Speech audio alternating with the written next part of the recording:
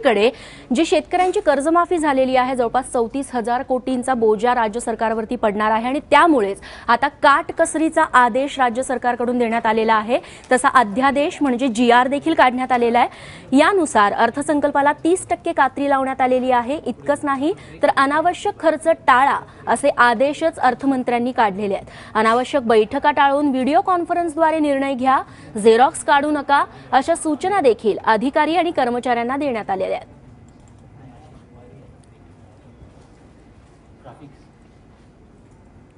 तेव्हा काटकसर करण्यासाठी या GR मध्ये नेमक्या काय काय सूचना करण्यात आलेल्या आहेत त्या सूचनांवरती एक नजर टाकूयात।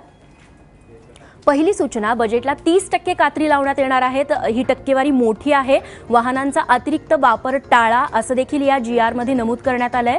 सचिव दर्जाच्या अधिकाऱ्यांनी प्रवासावरती कमी खर्च करावा, सोबतच सरकारी बैठकांवरती होणारा अतिरिक्त खर्च टाळण्यात यावा। प्रिंटर, झेरॉक्सचा अतिरिक्त वापर टाळण्याचं आवाहन देखील करण्यात आलंय। AC, इमारतीचं नूतनीकरण इत्यादी कामं तुर्तास टाळणं गरजेचं आहे असा संदेश देखील या GR मधून देण्यात आलाय।